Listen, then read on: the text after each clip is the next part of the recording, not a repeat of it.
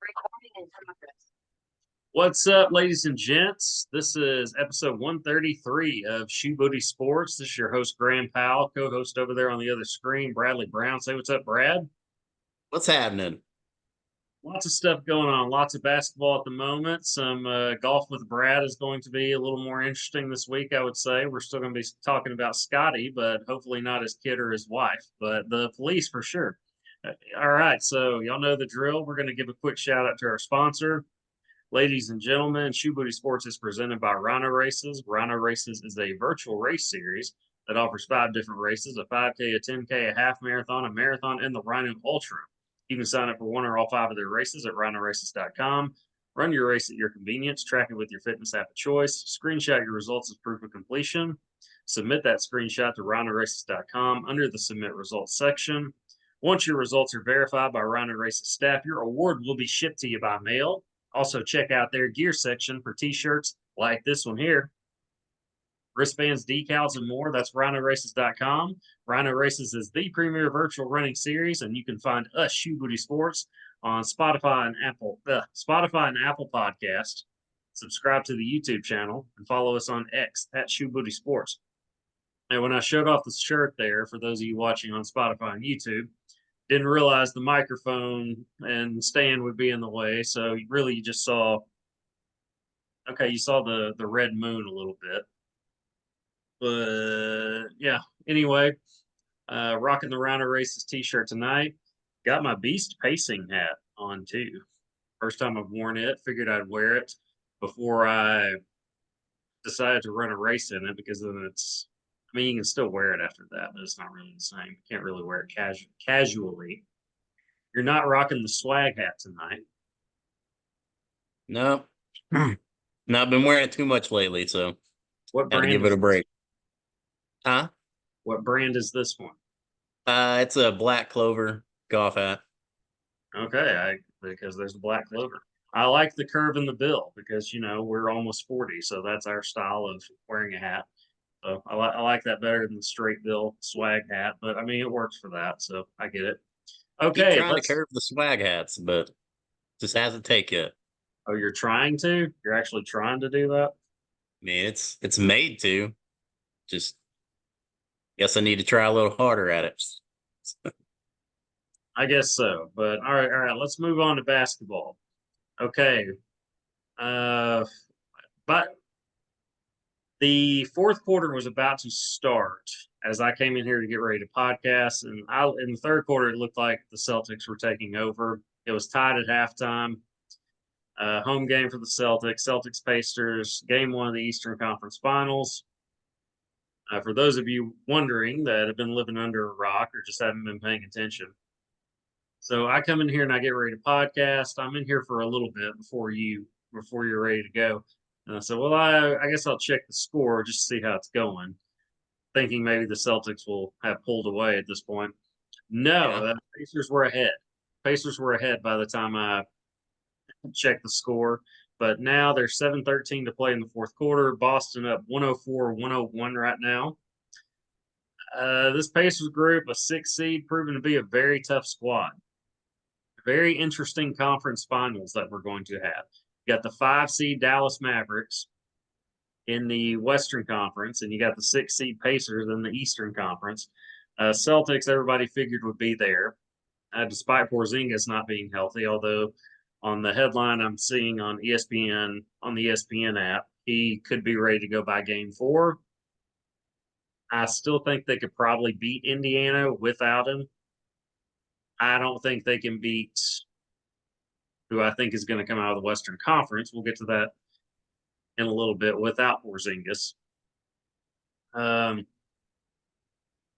yeah, but the big news, which I'm a little, the only reason I didn't lead off with this because the Celtics and Pacers are playing as we speak in a very tight game 1 Eastern Conference Finals matchup. Minnesota Timberwolves ousted the Denver Nuggets in 7 games. We were wrong. Just like we called it. Just like we called it. We were wrong both weeks. In consecutive weeks, we both whiffed. It's 3. I guess it was 3 weeks, right? Because I picked Denver to win it originally. Then I said, I oh, picked, yeah.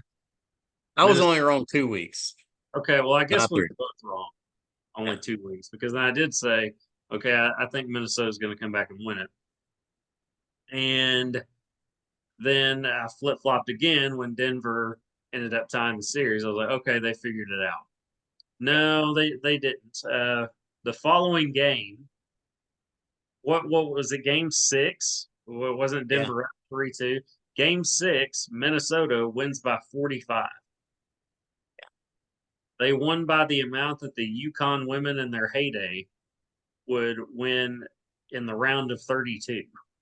Against an 8 or 12 seed or something like that. So a little, not a little, a very, very unpredictable series. A lot of fun to watch. Good story either way. Yeah. Denver, could have solidified themselves as potentially like a legendary type of team to second straight finals. Sorry, my app decided to just turn on. Was a little distracting there. It's got the game going. Tie game right now, 104, tied at 104 apiece with 5:11 to play. I guess the people didn't want me to talk about, or the phone didn't want me to talk about anything other than game one of the Eastern Conference Finals right now. But yeah, very unpredictable series. Denver, Minnesota. But it looks like this could be Ant-Man's coming out party. Did you watch game seven? I watched the most of the second half. Or well, I watched the fourth quarter and a little bit of the third quarter. So I was not at my house this weekend, so it was kind of tough to watch some sports over at my in-laws. So but yeah, who would have thought T-Wolves would have erased a 20-point deficit pretty much in the third quarter and go on to win? I mean, that's pretty dang impressive. It kind of the game kind of summed up the series to me though. Yeah. Well, it just kind of an opposite because it looked like it was Minnesota first two games, and it looked like Denver figured them out, and then it was Minnesota again for the start of Game Seven. Looks like okay, Denver's going to take care of business. The champs are on the ropes. They're responding. Nope, Minnesota battled back and really took over. Took over at the end of the game, and yeah, sent Denver packing. Sent Jokic home early, so he's going to get to go scout some horses sooner rather Yeah. than later. I don't know if he'll be gearing up for Olympic play. I don't know that a player of his caliber will play for his country's Olympic team. Surely he will. I mean, There's no surely. He's. I don't know if they're gonna do anything medal wise. It's Serbia, I believe. Is that where he's from? Serbia. yeah. Yeah, I You mean, know, pride playing for your country. I mean, yeah. You never know with the players though, especially the ones that make deep playoff runs. This will be Steph Curry's first Olympics, which surprises me some, because I figured he would at least have played when he was younger, and didn't have injury issues or wasn't making deep playoff runs when they were, kind of just that exciting team, making splashes in the playoffs, like during the Mark Jackson and like very early Kerr years, like first year or so in. But yeah, LeBron didn't play for what the last couple of them, or he hasn't played in the Olympics since 2012, maybe.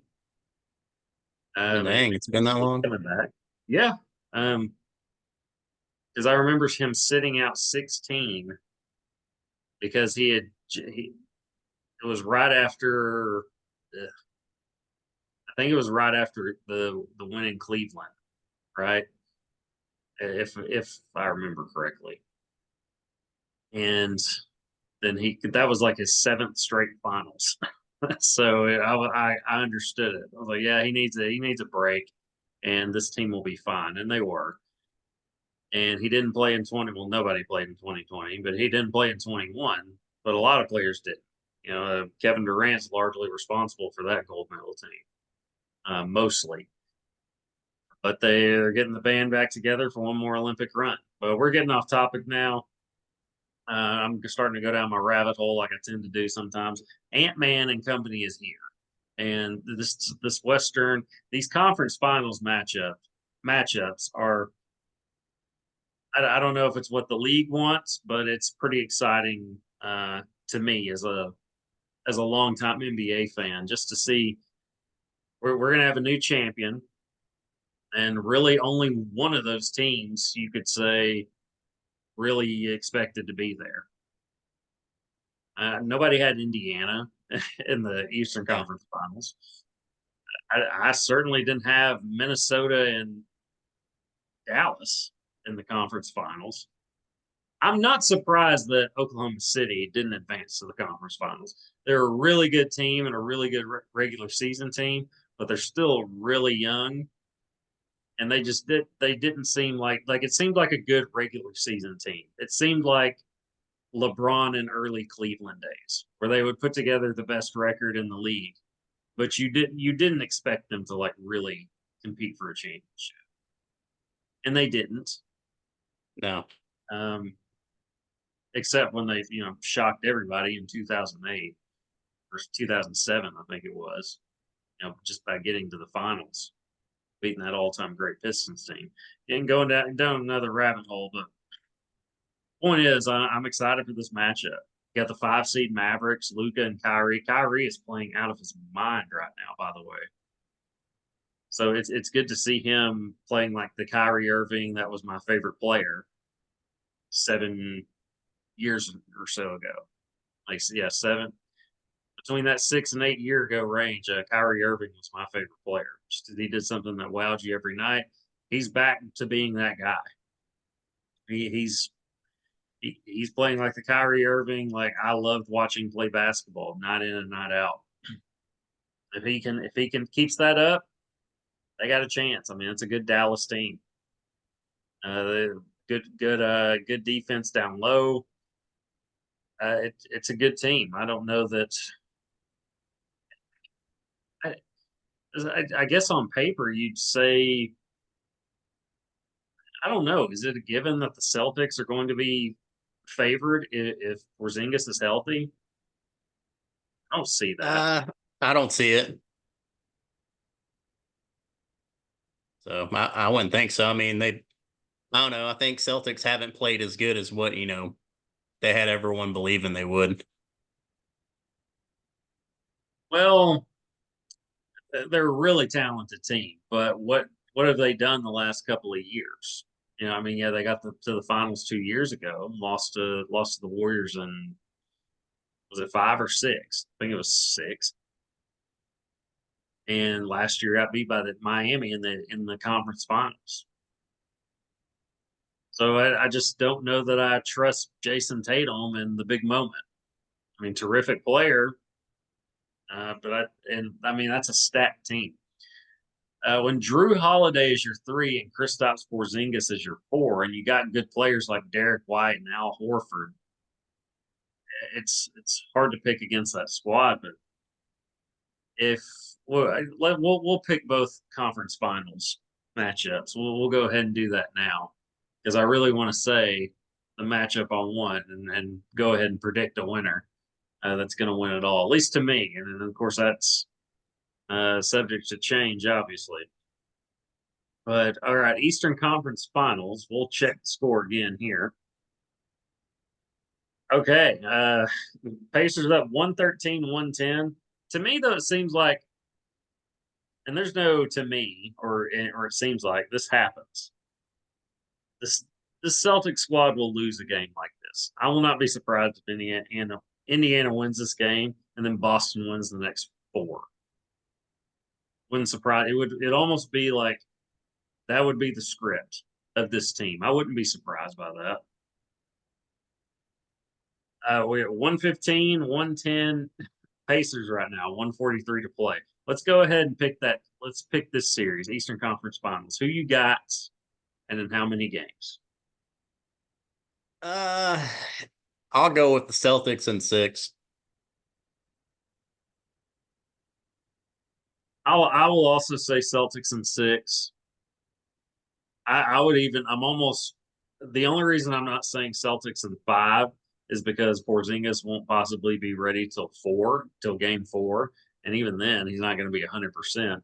And on top of that, Indiana's got a proven champion coach in Rick Carlisle, and that's a really good team with Tyrese Halliburton that can score points. So because of that, I think Indiana wins at least 2 games. I don't know if they win more than that. I wouldn't be shocked if it were a 7-game series, but I also wouldn't be shocked if it were a 5-game series, if that makes sense. The Celtics can be predictably unpredictable at times. 3-point game. I've got it on my app right now, right in front of me. It's hard to not pay attention to it. But a very tight ball game, less than a minute to play.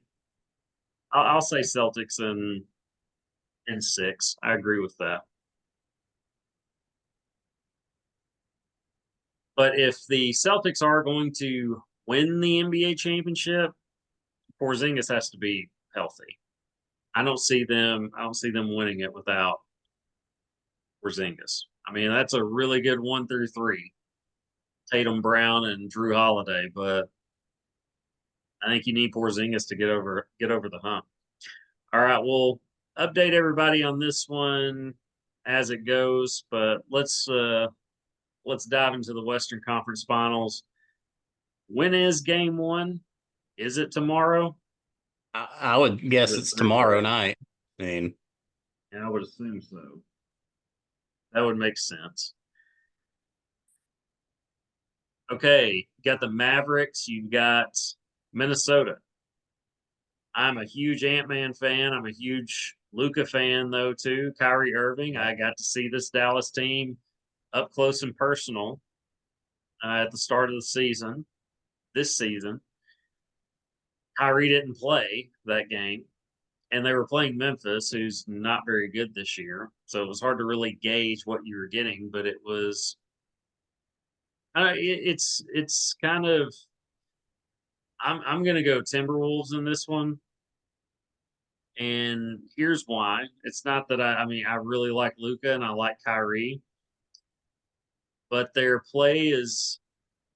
Dallas's play is similar to Cleveland's play in the 2015 to 17 era with LeBron and Kyrie. It's a bunch of ISO with 2 ball dominant players, and that doesn't always work. In Minnesota, again, if you're going to have that kind of offense, having scores like Luka and Kyrie are who you want to be running that offense.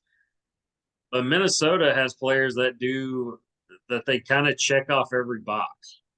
You've got the athletic young superstar and Anthony Edwards. You got the defensive player of the year, Rudy Gobert. You got size with Karl Anthony Towns, who can also shoot from the perimeter. I mean, you've got players. You're well coached. You're deep. You do things well in every area. You got Mike Conley, 147-year-old Mike Conley out there quarterbacking the offense. I mean, look at that. That's another key part of their success. Look at how much better how much that offense improved when Mike Conley got back into the lineup. Coming back off of injury, missing a couple of games. Completely different team. So they've got something. They've got a role. I mean, for every spot. The one sport that I guess we were good at basketball, but the one sport that we were like really good at our senior year in high school was track, because we had somebody that was good at everything. And we had somebody that would rack up points in every event. And I say that just because Minnesota has somebody that they have somebody that checks every box, that brings something to the game, something to the table, night in, night out. So for that reason, I'm going to go Minnesota, and I'm going to go Minnesota in 6 games. I think the superstar factor with Luka and Kyrie is good enough to give you two, and that's another one. I wouldn't be shocked if it. I don't see it going 5 games, but I could see it being a 7 game series. But I'll go Minnesota in 6. Okay, Yeah, up. yeah, Go ahead. I was really hoping you were going to say you're going to pick the Mavs, but yeah, I'm going with the Timberwolves too, especially with the momentum they closed out the last game that series. They're going to carry a lot of it going into this next series. But yeah, I'll say just to be different, Timberwolves in 7. Okay, I thought you were going to go Mavericks when you said different. No. I was like, that's good. Let's go in a completely different direction for sure.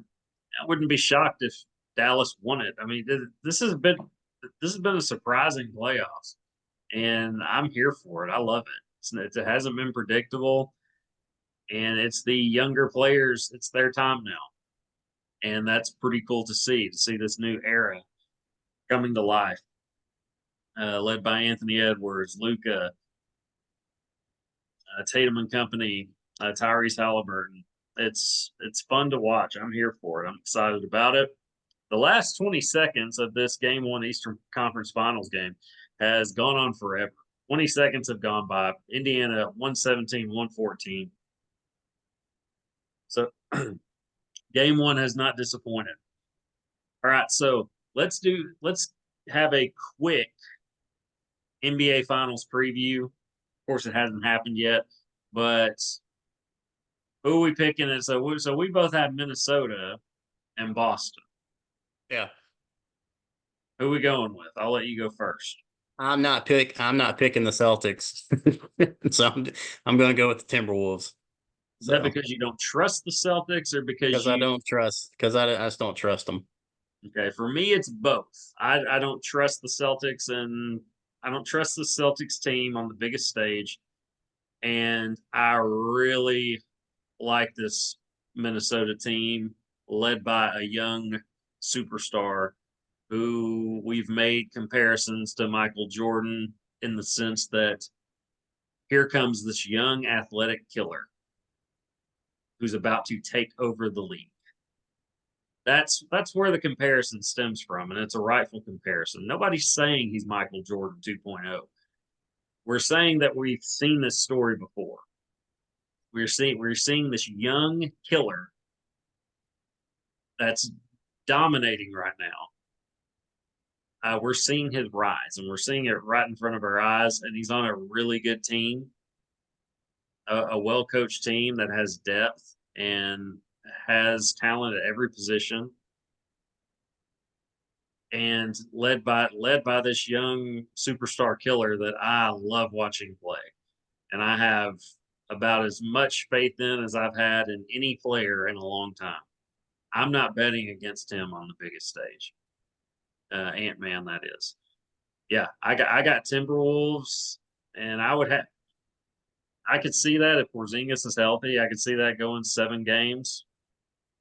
Because I mean, but yeah, I would pick Minnesota, and I'll say 7. If Porzingis is healthy, 7. If he's not, 6. But I'll add this: if Boston is ever going to win this, if they are ever going to win a championship with this group, it's got to be now. It's got to be this year. You're not going to have an easier path. You don't have to deal with Denver.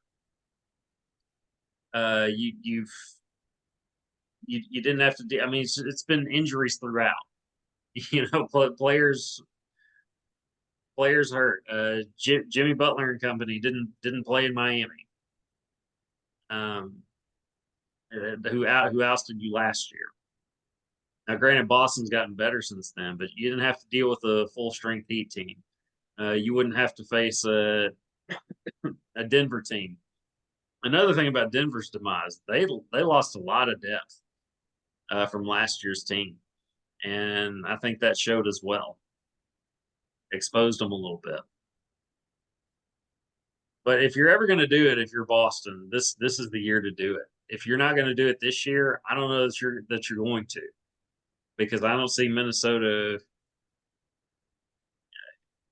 I see Minnesota only rising after this. Of course, there's been a lot of talk of Karl Anthony Towns getting moved. If the they don't win it.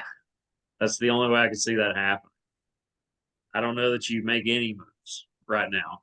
I mean, never really understood that either, because Karl Anthony Towns is a fine player. I don't know why you would make that. Add more scoring, but it's I don't know. I really like this team in Minnesota. 5 seconds to go. Same score, 117, 114, Indiana. Celtics do have the ball, though. I would say we got to pay attention to this last It's tie play. ball game. Well, I'm watching it on delay. It is a tie ball game. Is that Jaylen Brown? Yep, Jaylen Brown with the corner three to tie it up. Wow, game one is not disappointing. All right, so we could be in store for overtime, but there is one more possession. It's only a 40-minute show, so we'll continue on. It's going to be a good story no matter who ends up in the finals. It's a good story no matter what. You got the Celtics team that's going for their championship. That's as stacked as they're going to get if they get there. Indiana, well-coached team, young team. I'm trying to get theirs. And on the other side, Luka and Kyrie going for one. Luka going for his first one. And obviously Minnesota, young and up and coming team, future superstar. I think he's already a superstar, but future megastar in Anthony Edwards could be the start of something special. If they get there. So I like every story and really as a podcaster and former reporter and all that. Haven't contributed a column to our blog in a while, but still get to dip my feet into that a little bit. But I just, at this point, I'm a fan of the story. Not necessarily, I mean, I got players I like, but I'm a fan of the story, I think, more so than I'm a fan of, a particular player at this point in my life. Okay, so overtime. Went into overtime, yeah.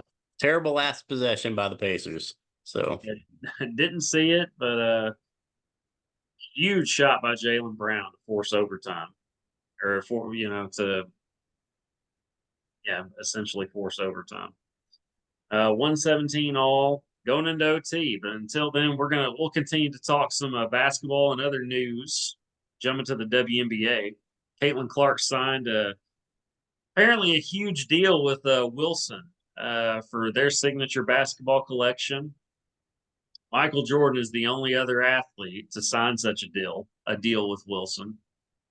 And if you're going to sign this deal, I guess Caitlin Clark would be the player to sign it with. But not necessarily but her team has struggled the first 4 games in. They are 0-4. After seeing them in that first game, I've only seen one game of theirs. same. And what were you saying? They're pretty bad. Said same. I've only seen that first game. Yeah, after watching that, I'm not surprised that they are 0-4. I mean, that's a bad. Or I'm not surprised that they had the number 1 pick. I'd say I'm surprised that they're 0-4. That's not a good team. Like that is not a good team. I will say this: they've gotten better every game from what I've seen. The scores are closer. They played the same team that they played opening night that beat them by 21, I think it was. Played them last night and lost by single digits. It was a pretty close game. They got pretty smoked by the New York Liberty, who got to the final last year with Breonna Stewart and company. A really good team that smoked them in game 2, and then they came back and battled them back in the 3rd game, and it was a lot closer. And the team is kind of clicking some. I think a big noticeable thing for me, Caitlin Clark played very fast pace at Iowa. That was a team that was really fundamentals, and run and gun. I watched a lot of Iowa women's basketball this past season, and every one of their players could run the floor, every single one of them. And so Caitlin Clark is used to running and gunning to an extent. I mean, she can set up the offense, but she's used to a fast-paced offense that can move. Even their big Hannah Stolke, could run the floor. Was a track star in high school. So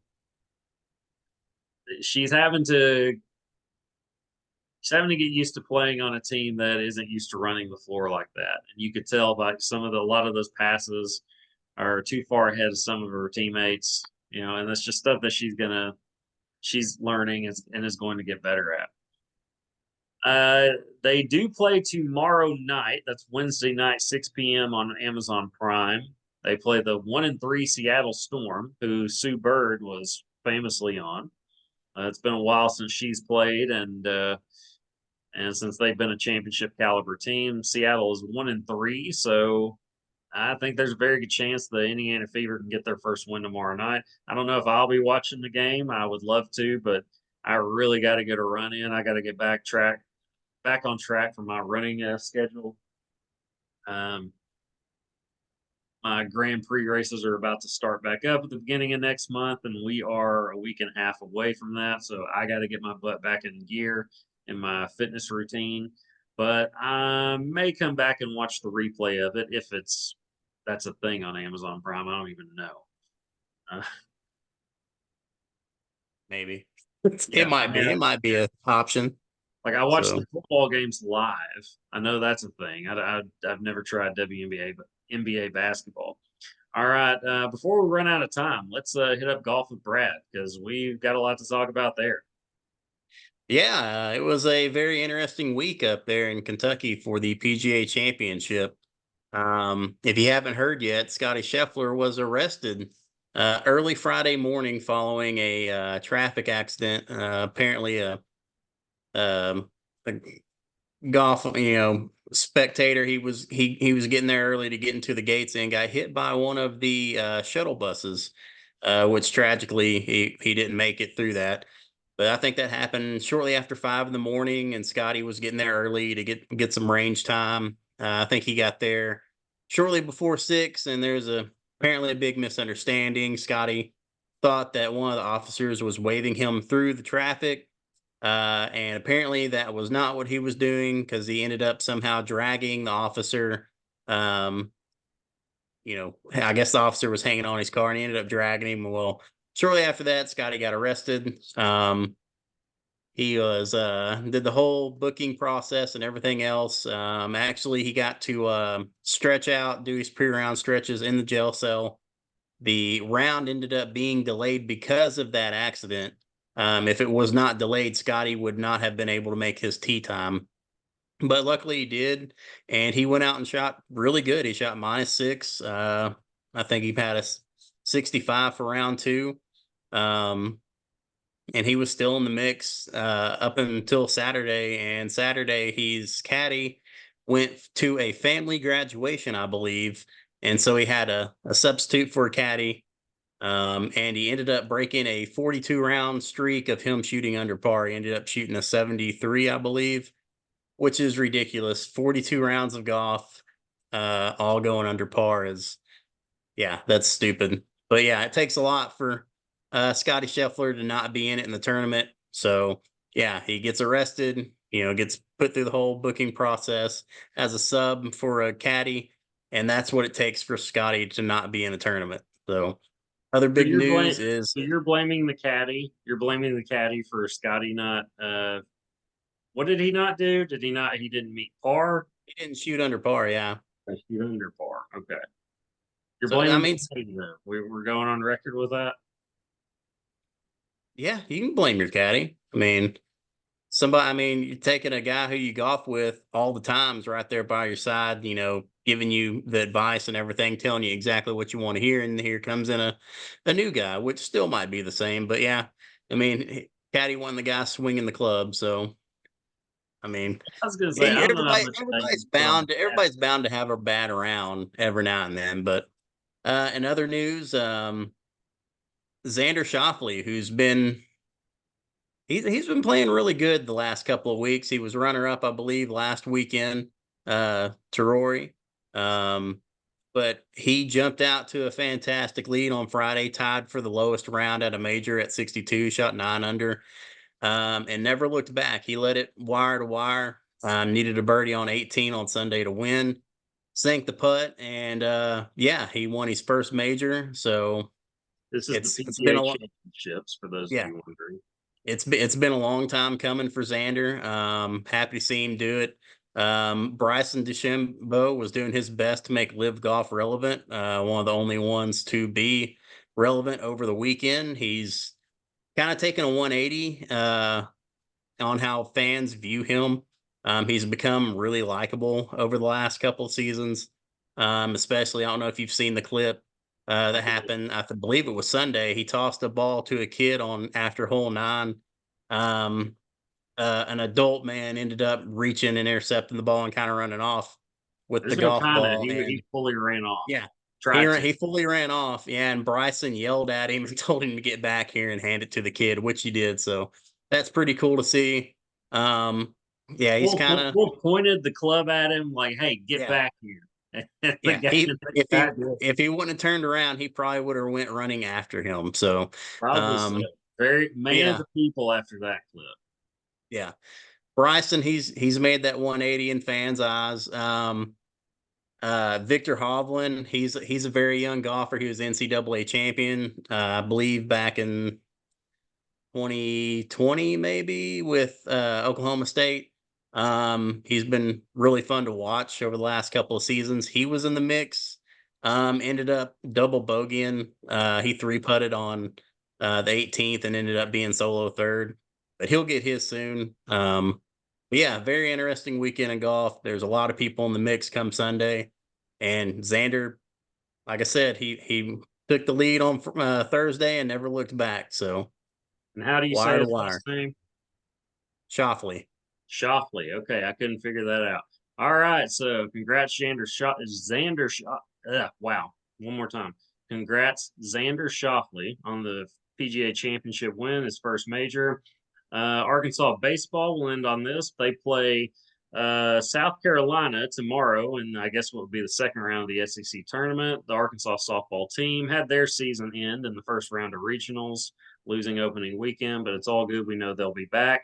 And the Pacers are up 123 to 121 over Boston with 130 left in overtime. So we're going to get off of here and go watch that. We'll be back next week with lots to talk about. But until then, this is Graham Powell. Brother Brown. Deuces, y'all. Peace.